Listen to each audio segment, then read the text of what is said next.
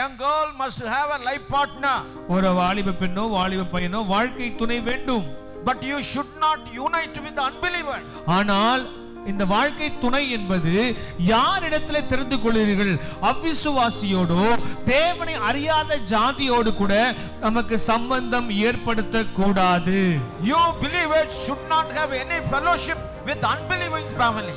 தேவனை விசுவாசியர் கர்த்தருடைய பிள்ளையே, நீ அறிந்து கொள்ள வேண்டும், அவிசுவாசிக்கும் உனக்கும் சம்பந்தம் இல்லை. தேவனை அறியாத பிள்ளையோடு கூட திருமண உறவோ எந்த விதமான உறவுகளை வைத்துக் கொள்ள கூடாது. The Jewish people who are having a relationship with this native land people, God was not happy and the God's fury, God's anger was upon them. இந்த சிறையிருப்பிலே இருந்து வந்த யூதர்கள் தேவனை அறியாத புறஜாதியாரோடு கூட விக்கிரக மனத்தாரோடு கூட சம்பந்தம் கலந்தபடியினாலே தேவன் அவர்கள் மேல் கோபம் கொண்டார். Hallelujah. Hallelujah. Now today God is speaking to you. இன்றைக்கு ஆண்டவர் உன்னோடு திட்டமும் தெளிவுமாய் பேசிக் கொண்டிருக்கிறார். Now this 10th month is a month of examining yourself. இந்த 10வது மாதம் உங்களை நீங்களே சுய பரிசோதனை செய்கிற மாதம்.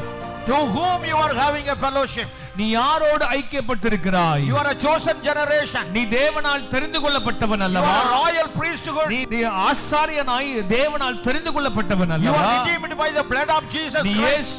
இயேசு கிறிஸ்துவின் விலையேறப்பட்ட இரத்தத்தினாலே மீட்கப்பட்ட ஜனம் அல்லவா? You are expected to enjoy the privileges from God. தேவன் கொடுக்கிற சகல நன்மைகள், சகல ஆசீர்வாதங்களை அனுபவிக்க வேண்டும் என்று தேவனால் தெரிந்து கொள்ளப்பட்டவன் அல்லவா? My dear people, in the 10th month God is telling you, you are redeemed, you are chosen. Hallelujah. You are chosen to get the blessing from God. எனக்கு அன்பான கர்த்தருடைய பிள்ளை, அந்த 10வது மாதம் சொல்லுகிறார், ஏன் உன்னை மீட்டெடுத்தேன், ஏன் உன்னை தெரிந்து கொண்டேன், ஏன் உன்னை அழைத்தேன், என்னுடைய சகல ஆசீர்வாதங்களையும் நீ அனுபவிக்க வேண்டும் என்பதற்காக தானே.